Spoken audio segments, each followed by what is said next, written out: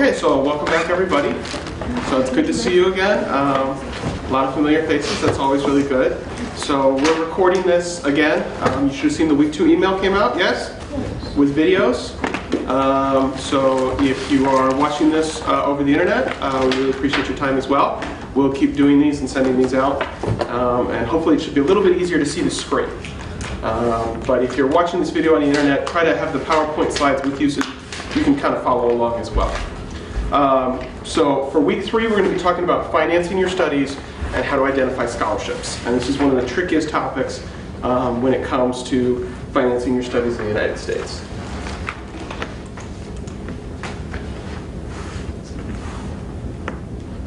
Okay.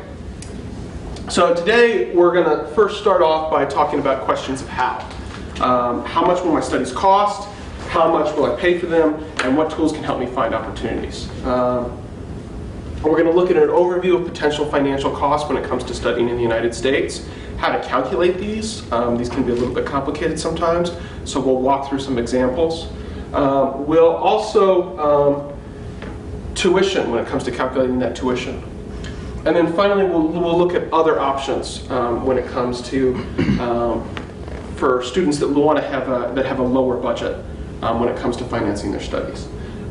From there, we'll talk about the different types of financial aid, how to apply for scholarships. There's a couple different options as to how a scholarship decision might be decided. And then we'll also talk about the I-20 process and understanding that from a financial standpoint, so from what that means. From there, we'll talk about some financial aid opportunities. We'll look at some search engines. We'll look at some internet research options. And we also have a very special tool that's put together by Education USA that is a spreadsheet I mentioned last week of previous students and the financial aid that they've achieved. So that's a really good school for you because a lot of this is going to be, if you're looking for scholarships, is number 1, what have students achieved before? And number 2, what schools are looking to give scholarships and money to international students? Okay? So, first off, we have the question of hows. So how much, how will I pay, and how will I find opportunities? So the first thing I want to talk about is you consider all alternatives. In the United States, when we grow up as children, we have something called a piggy bank. You probably don't have this in Algeria, right? At least not pigs. But you may be familiar with the concept. And what a piggy bank is, it's a little clay animal that has a little slot in its back. And children save money, and they put the coins into it over time. And traditionally, a piggy bank doesn't have a little stopper at the bottom. If you want to get the money out, you have to smash the little clay animal with a hammer or by throwing it on the ground. So it's a way to encourage children not just to save, but to not spend their money impulsively, because anything you have to smash your piggy bank. So, today we don't have piggy banks, right? We have bank accounts, we have money that we have on hand. And sometimes we think those might be the only resources that are available to us.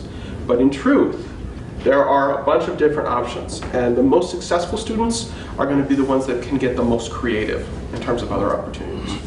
I put family on here to start with, but family is not just your parents.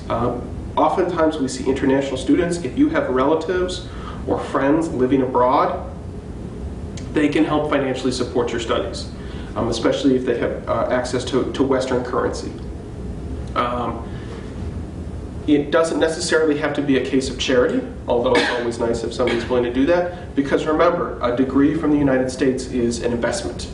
You have to think about what are the professional opportunities that this degree is going to allow for me. What is it going to do for my potential earning? I mean, that's not the only consideration, but it is a major one. So we've sometimes seen students work out informal loan agreements. So an uncle or an aunt or a cousin will help fund parts of their studies, and then over time you may pay them back. We've also, through Education USA, seen cases where major corporations or sponsorship opportunities become available. Also think about your extended network. If there's anybody that is altruistic. What does altruistic mean? Altruistic. Altruistic. Want to help other people? Yes, exactly. So we had a case in Saudi Arabia, in Yemen actually.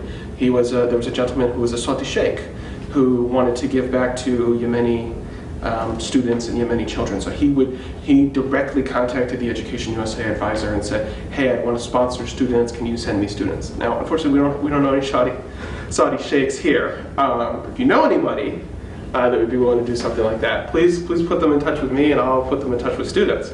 But I tell that story as an example of you never know where opportunities may come from. So talk to people within your network and with your extended family. So, what does studying in the United States cost? This slide right here is for graduate education, where you see we put the $12,000 to $60,000 plus range on there.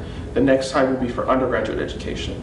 The thing that I want to highlight here is the tuition, the room and board, are things that you think about. Things you may not think about are books and supplies, health insurance, personal expenses, and travel to the United States. Because remember, you'll need at least one plane ticket there and at least one plane ticket back. Plane tickets to the United States are usually around $1,000 US. I think that's about the cheapest we've seen. There's no direct flights from Algiers, so you usually have to fly to Paris or Frankfurt, and then from there fly on to the US. And depending on where you may study, you may even then take a third flight to a separate location. That's great. Yes?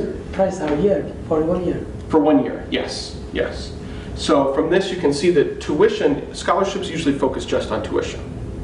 Now the good news is the one US government scholarship, the Fulbright, we call that a full scholarship, full need scholarship, because the Fulbright scholarship will cover all of these.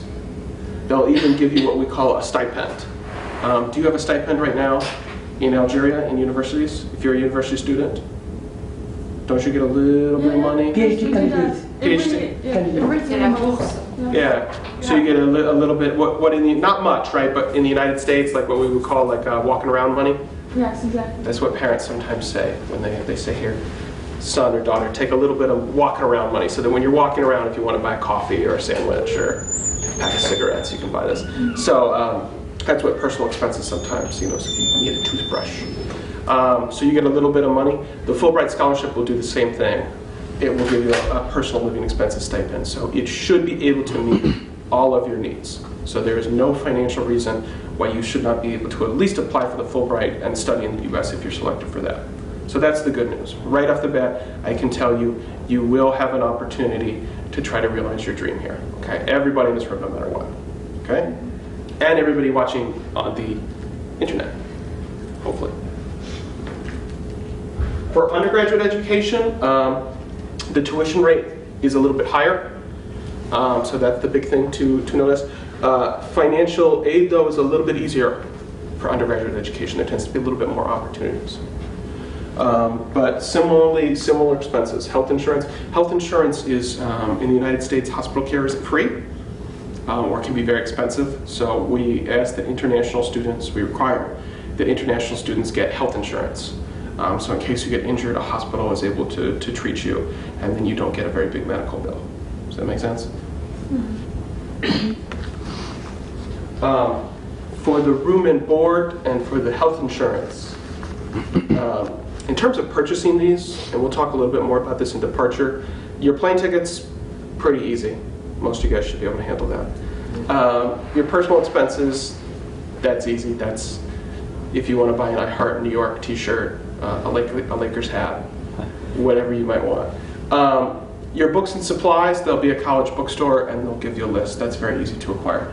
For the room and board and the health insurance, almost always a university will direct you to an easy option to purchase. It's very affordable and cheap. It's designed for students.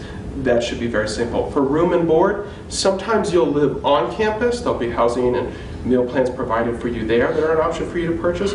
Other times you'll have to find your own housing off campus. And usually the university will be able to point you in the right direction. If you're in a city of 30,000 people and 10,000 people are college students, odds are that when you move into an apartment complex, your neighbors are going to be That's cheaper. Students, yes, yeah. So cheaper options, and there's ways to keep down rent by having roommates and things like that. But it's also something to consider if you know somebody in the United States, if you have If you have a support network, you can eliminate some of those room and board expenses. So, for instance, we have a student that was active in our IRC that's now studying in Philadelphia. She's living with her aunt. So she sleeps in her aunt's bed, eats her aunt's food, watches her aunt's TV. It's all very set up for her really well there. So as we would say in the United States, hey cousin, can I crash on your couch? That might be a good option. So next up, we want to try to figure out what is that tuition amount going to be. And here, you'll sometimes see American classes costs referred to on websites by credit hour. They'll say $500 per credit hour, $1,000 per credit hour. Now what is a credit hour? A credit hour is the unit of measurement that you earn over time to try to calculate your degree. So usually classes are 3 credits, depending on how much time you spend in the classroom. When I was in undergraduate, almost every class was 3 credits. If it was a hard science class that had a lab, it might be 4 credits. If it was a really short class, it might just be like 1 credit. For graduate education, almost every class is going to be 3 credits. And usually what that refers to is you're spending 3 hours a week in that class. So when I was earning my master's, it was 7 p.m. to 10 p.m. on Thursday, I would be in graduate class. And that would be for half the year for the semester. For a summer class I took, it was only for 7 weeks, and we met for 3 hours a night, 3 times a week, because it was a much shorter time frame, so they had to pack in the same number of hours of classroom instruction. When you sit for 9 hours every night for 7 weeks with some people in a graduate class, you get really sick of those people. It's a lot. You'll need to calculate the tuition cost. You take the cost per credit hour and then multiply it by the number of credits a degree requires. So for instance, an undergraduate degree is usually 4 years. That's usually about 120 credits. Whereas master's degrees are usually in the 30s, 33, 36, 38, depending. So both of mine were 36. Master's degree, of course, take a lot less time, 1 year to 2 years. So you need to think here about how long is it going to take you to finish this degree? Because when you do this calculation, you're going to end up with a very big number. But that number is going to be spaced out over a couple years. The other thing you'll want to look for is out-of-state versus in-state tuition. We talked about public universities, and public universities offer lower tuition rates to in-state residents. So if you're a resident of the state of Virginia, you get that lower tuition rate. Everybody else has to pay that out-of-state tuition rate. You are all out-of-state residents because you're not residents of any U.S. State. Somebody on Tuesday asked a very good question. They said, what if I have family who's a resident of a state? Can I get the tuition rate there? And the answer is unfortunately no. However, something to bear in mind, if you ever win the diversity visa lottery or get a green card and you're studying in the United States, if you are then, quote, a permanent resident of the United States, you qualify for the in-state tuition for whatever state you're in. So if down the line you immigrate to the United States and you want to study in school, be aware that financially your options become a lot broader and a lot easier. Now, some universities will offer a tuition waiver in which they'll offer, in fact I was looking at several on our Education USA website, but they'll take that out-of-state tuition rate and instead they'll offer you the in-state tuition rate. So what does that look like? What does that mean? Let's do an example. I have a master's degree from George Mason in political science. So on their website, I went and I looked up the degree requirements. So you can see right here, requires completion of 36 credit hours in the following areas. And they list the different courses. This is important not only for understanding, okay, what's required for the degree, how many hours, how long is this going to take me, but look at your degree program and see if this is what matches up with your career goals. If you're a mechanical engineer that's interested in machines that make cars, am I betraying my lack of engineering knowledge here? Probably. And instead you see the degree program focuses on electrical engineering, circuit boards and computers, then it's not going to be a good fit degree program. So for me, when I looked at this, I saw some general areas where I was interested in, but I also got to focus on a concentration or a specialization. So for me, that was international relations. For other people, they chose American governments, right? So armed with that knowledge, I Google George Mason graduate tuition rate, and that takes me to this. And I can see here for the colleges of humanities and social sciences, other graduate programs, because I'm definitely not getting a decorative arts master's, other graduate programs, the in-state tuition is $546 per hour. The out-of-state is $1,301. So from there we can do a little bit of a calculation. 36 credits times the per credit rate gives me the in-state option and the out-of-state option, right? So there you can see where a tuition waiver might be really nice. That's a big number. That number gets a lot smaller compared to the other one. And don't forget that you'll need to include other costs. Okay, so things like your plane ticket, your health insurance when calculating this. This is just for tuition. Now the last point is for an I-20 form, typically a school will want to see that you have the funds for at least one semester. So if you're going to attend a 4-year university, that's about an eighth. Okay, if you're going to attend a 2-year university, also a fourth. If you're going to do a graduate degree, it depends on how long. Most programs take 2 years, or can be at least spaced out to 2 years as a part-time student. So that might be about a quarter as well. With that being said, if I only manage to scrape together a quarter of that money and I have no way to pay for the rest of the degree, the only thing, you know what's more worthless than a degree in a bad subject, like philosophy or decorative arts? A quarter of a degree from philosophy and decorative arts, right? So you definitely want to make sure that you're going to be able to complete your studies. Excuse me. If someone didn't, or if someone couldn't manage to complete the 2 years master's degree, for example, he failed. If someone couldn't manage to complete the 2 years master's degree, for example, he failed to pass to the 2nd year. How can we handle the situation? The admission of the university. Is he going to be fired out from the university, or? Well, he's not really fired out. Theoretically. So theoretically, as long as you keep giving, you don't fail a test. Instead, you have to complete all the course requirements. So for my master's, it was 33 credits of classes, and then I had to write a thesis, a dissertation. For PhD students, PhDs in the United States can take anywhere from 6 to 10 years, and usually the last part is the dissertation. And students will work on that for several years at the end. So some people work on their dissertations for 10 years. I mean, it's not very effective. So you'll never be, unless you commit a violent infraction, or if you're academic for undergraduate, if your academic record is so bad that they ask you to leave, they ask you to disenroll, you can keep going. And sometimes we've even seen, I had an uncle that did this. He was 2 courses shy of his college degree.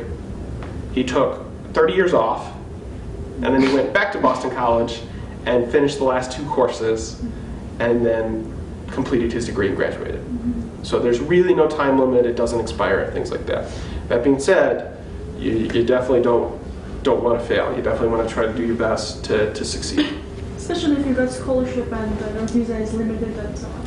Now, sometimes for scholarships, they may attach an academic condition to that. So they may want to see you, especially for undergraduate, they may want to see you earn a certain GPA, at least like a 2.0 or a 3.0, usually 2.0. So they at least want to see average academic performance out of you. So that can happen. If your performance slips and you fail a bunch of classes, then you could lose your scholarship money. And then in that case, yes, I mean, if you can't pay, they will fire you and send you home.